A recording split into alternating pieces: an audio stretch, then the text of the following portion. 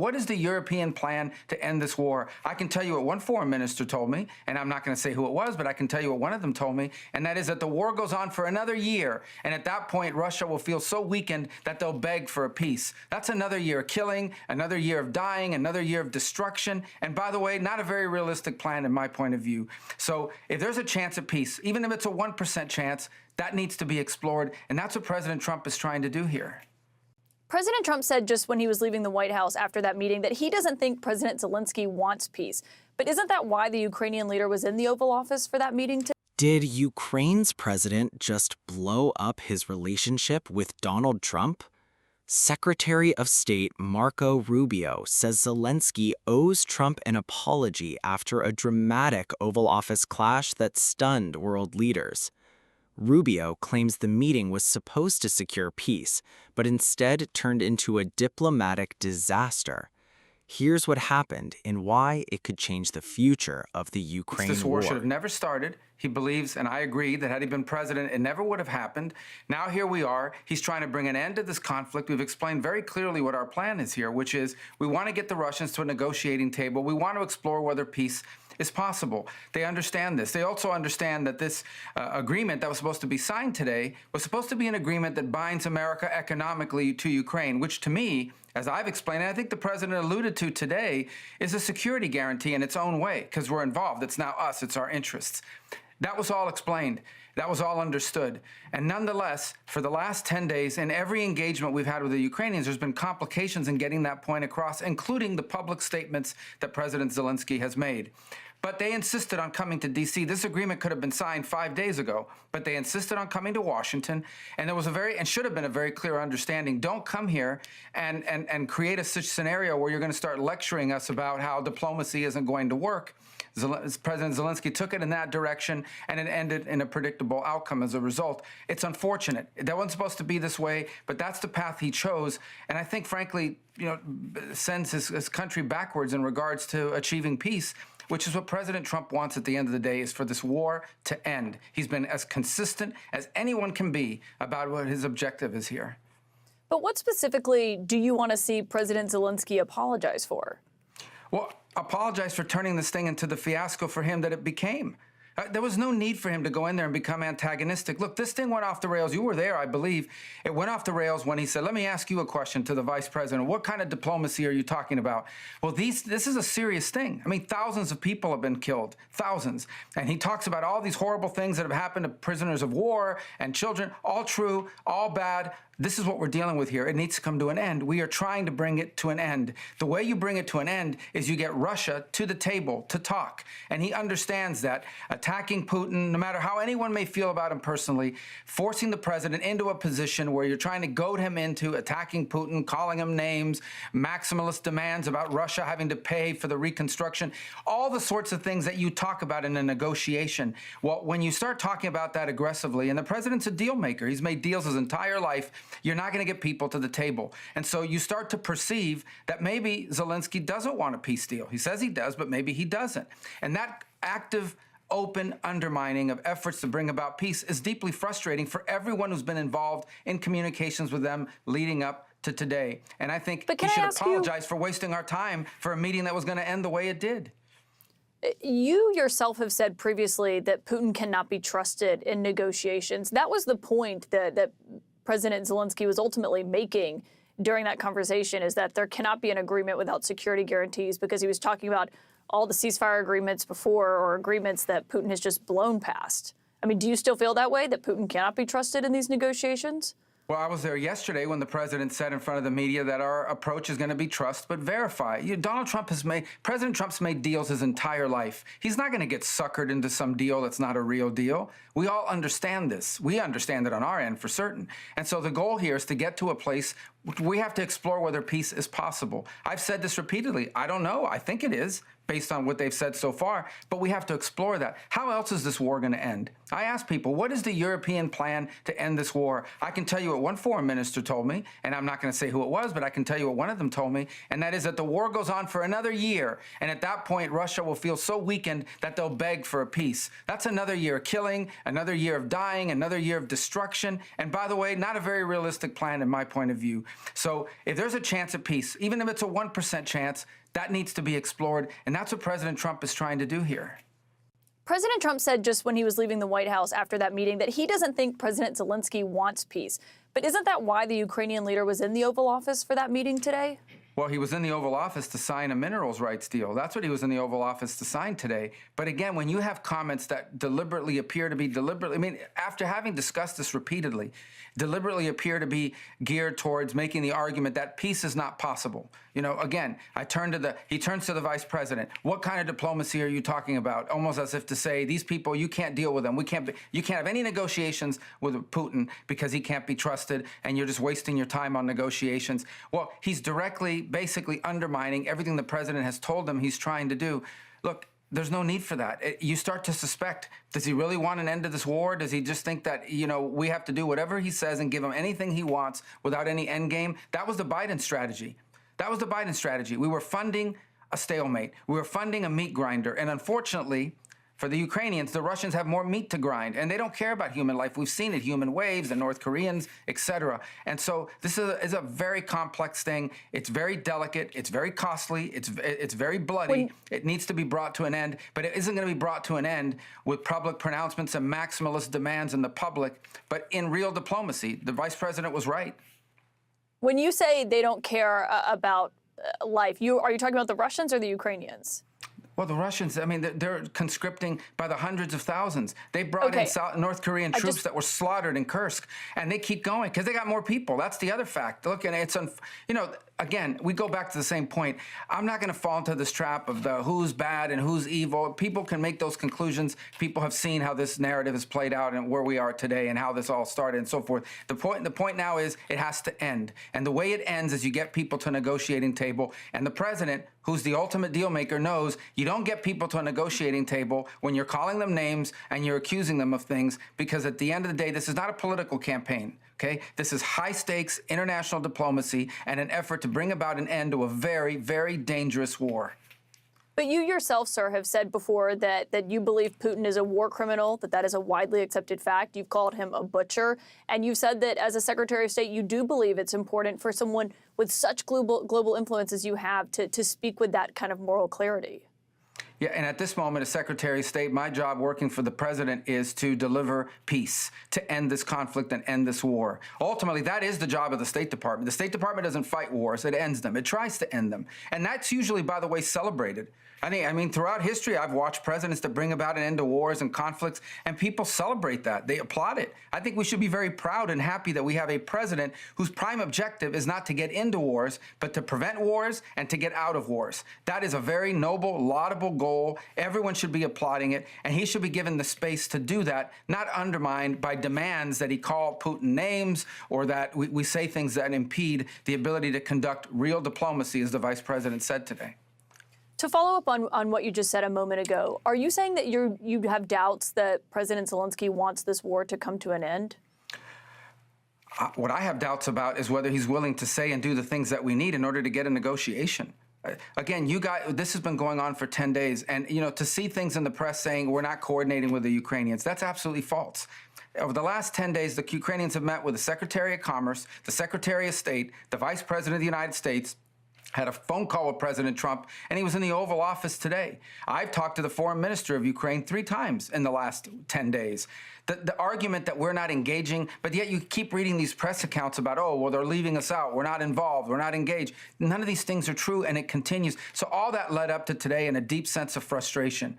And my hope is that this all can be reset and maturity can kick in and some pragmatism, because this war tonight, people will die in Ukraine. Tonight, people will die in this conflict. We're trying to bring an end to this conflict, which is unsustainable. It's an unsustainable, bloody war that has to come to an end. And right now, the only leader in the world that can even have a chance of bringing about an end to this is named President Donald Trump. And we need to give him the opportunity to try and do that. And when you see efforts to impede it, when you tell someone, don't say, let's not talk about these things, let's not go in this direction, because it makes it harder for us to engage, and they insist on doing it anyways, you start to wonder. I don't like to impugn people's motives, but you start to wonder what's behind it. So, look, again, let's hope that this can be salvaged, but I'm not sure after today. You don't believe that this can be, you're not sure that this can be salvaged. I mean, can this relationship between Zelensky and Trump be repaired in your view? I think anything is possible, but it has to go back to the point that President Trump is interested in being involved in this for the purposes of bringing about an enduring and lasting peace. That's what he wants to achieve. And I think if I'm a country, okay, that's involved in a war with a bigger country, who's losing thousands of people, who's had 3 million people leave my country because they can't be there, who is facing these challenges, I would be thanking a president who's trying to help bring about an end to this war. I would be thanking him, and I would be supportive of what he's trying to do, at least in my public pronouncements and in my public posture. And we didn't see that today, and we haven't seen that for the last few days. Now, will that change? I hope so. It should, for the purposes of global peace and stability in Europe and around the world. Do you think you can make the argument that he hasn't said thank you?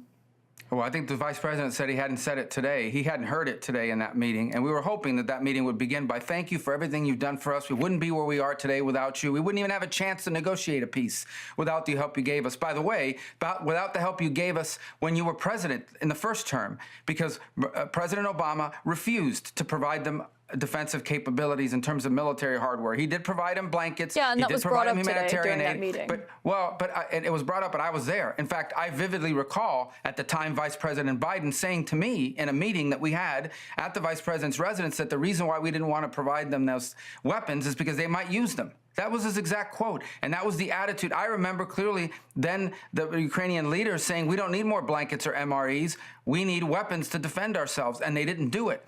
President Trump did. He provided them weaponry, some of it, much of it, which was used at the beginning of this war. And without those weapons being in their stocks, this war could have been over very quickly, 2, 3, 4 days. Another pot shot that Zelensky took today, when the president pointed that out, you know what Zelensky said? He said, yeah, we've heard that from the Russians. That's not a Russian narrative. That was the official position, okay, of the United States. I vividly recall being briefed by leaders in the Biden administration telling us that this war was going to be over in 5 to 6 days. They believed that. That was their assessment at the time. And it wasn't the case because of the weapons that Ukraine had in its stocks because of President Trump in his first term. So he should have been grateful for that and grateful for what we're doing now. And one more point. It's not just President Trump. There's news reports out there from NBC News, at least is one of the places I recall, reporting that Biden had a shouting match with Zelensky for not being grateful and not being thankful for everything that was provided back in 2022. Now, that didn't happen in front of the press. That was leaked, but it got out there.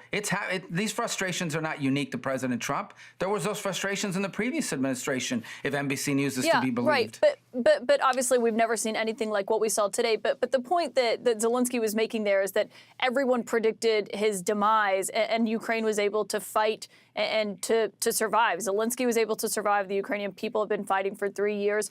You yourself have said previously that the United States should assist Ukraine as long as the Ukrainians are willing to fight. So I think the question coming out of that meeting is what happens next year? I mean, you are the U.S. chief diplomat.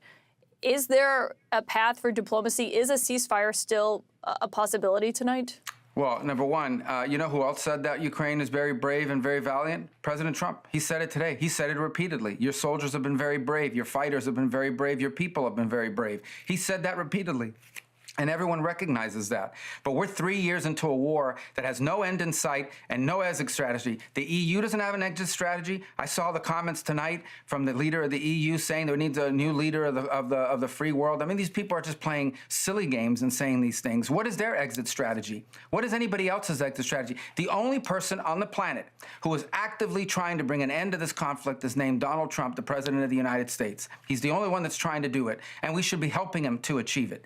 And so do I think it's possible? Yeah, I hope it's possible, because that's what we do try to do at the Department of State, is we try to bring end to conflicts, not start new ones, and certainly not extend them.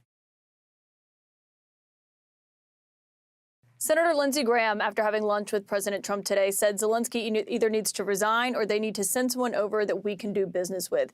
Do you feel that President Zelensky needs to resign? Well, that's Lindsey's feeling because he feels very passionately. You know, he's been a very strong supporter of Ukraine. Lindsey Graham has But been what one is of the the United strongest States' voices for position? Ukraine.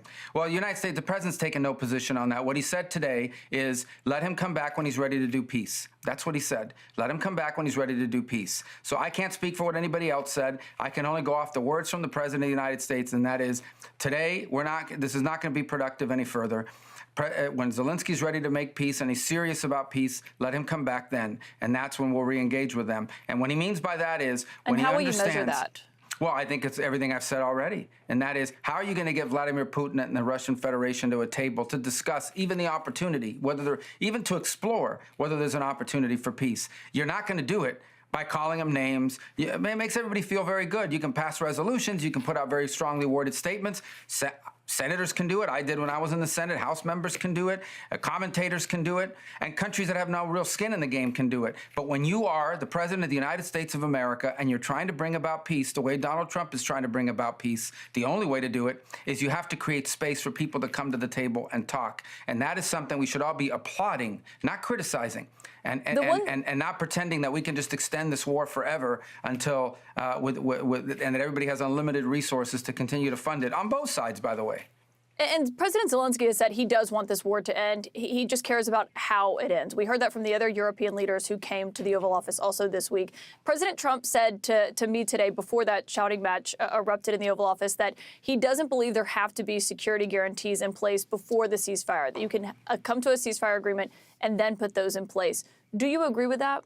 That's not what he said. What he said is, why am I going to be talking about security guarantees? Let me get a peace deal first, is what he said. That doesn't mean they can't happen as part of that negotiation, but you have to have an agreement. What peace is there to secure if you first don't have an agreement on peace? Like, what do the Russians need in order to end this conflict? What so do you're the saying it would happen Ukrainians as part of the negotiations?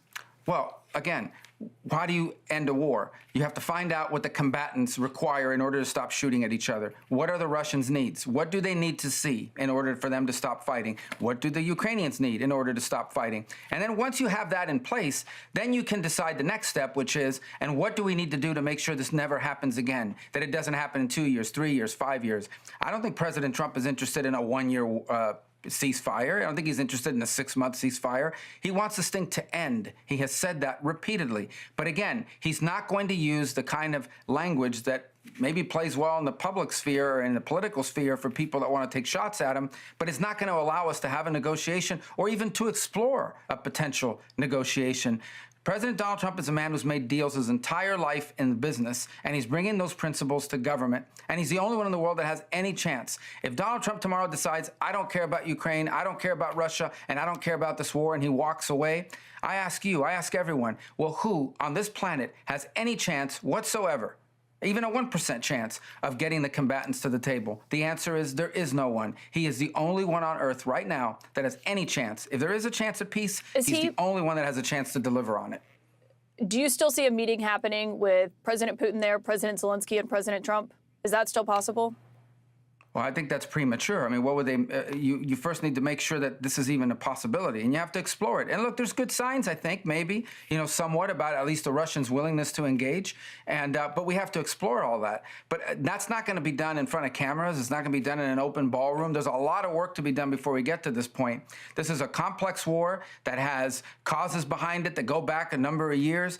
There's a lot to navigate. A lot has been invested on both sides. Gains have been made by the Russian Federation in some places. All of these things have to be worked through, but it's not going to be done through press conferences and in the media. It has to be done through what the vice president said today, the serious work of diplomacy. It's a lot easier to just say, well, we're with Ukraine all the way, no matter what, however long it takes. Well, 15 years, 12 years? I mean, that's absurd. That's not sustainable, and everybody knows it. The president wants to end this war. He wants to explore whether there's a possibility to do it and do it quickly. He campaigned on it. It was a promise of his, and he intends to when he says these things, he doesn't just say them, he means them, and he's doing it. And it's the first time we've seen that in a long time in American politics. Secretary Marco Rubio, thank you for your time tonight and joining us on such a historic day. I really do appreciate your time. Thank you. The fallout from the explosive Trump-Zelensky meeting is growing tonight, and Secretary of State Marco Rubio isn't holding back. Speaking after the confrontation, Rubio said Ukrainian President Volodymyr Zelensky should apologize to President Donald Trump. But according to Rubio, the public only witnessed the final moments of a much larger dispute. He claims that for more than a week, U.S. officials had been working with Ukraine on a framework aimed at opening negotiations with Russia and moving toward peace. The centerpiece of the visit was supposed to be a minerals agreement that would strengthen economic ties between the United States and Ukraine. Rubio argued that this partnership would also serve as a form of security guarantee because American interests would be directly involved in Ukraine's future. Instead, the meeting unraveled. According to Rubio, tensions escalated when Zelensky publicly questioned whether diplomacy with Russia could actually work. That moment, Rubio says, shifted the discussion from cooperation to confrontation. His argument is simple. You don't bring parties to a negotiating table by attacking them publicly. Rubio acknowledged that Russian President Vladimir Putin has a long history of violating agreements, and skepticism toward Moscow is understandable, but he insisted that if there is even a 1% chance of ending the war through negotiations, that opportunity must be explored. The Secretary of State repeatedly returned to one point. The war has already lasted years. Thousands have died. Millions have been displaced, and there is currently no widely accepted plan for how it ends. That's why Rubio says the Trump administration's focus is on creating conditions for talks, rather than making public demands or issuing political statements. The most striking moment of the interview came when Rubio questioned whether Zelensky is fully committed to the kind of negotiations required to achieve peace. He stopped short of saying Ukraine doesn't want peace, but he suggested that repeated public disagreements with Washington have raised concerns inside the administration. Rubio also pushed back against claims that Ukraine has been excluded from discussions. He listed numerous meetings and calls involving senior U.S. officials and Ukrainian leaders over the previous 10 days. Meanwhile, questions remain about what happens next. Can Trump and Zelensky repair their relationship? Will direct talks with Russia move forward? And can a ceasefire be negotiated without security guarantees already in place? Rubio's answer was that diplomacy comes first.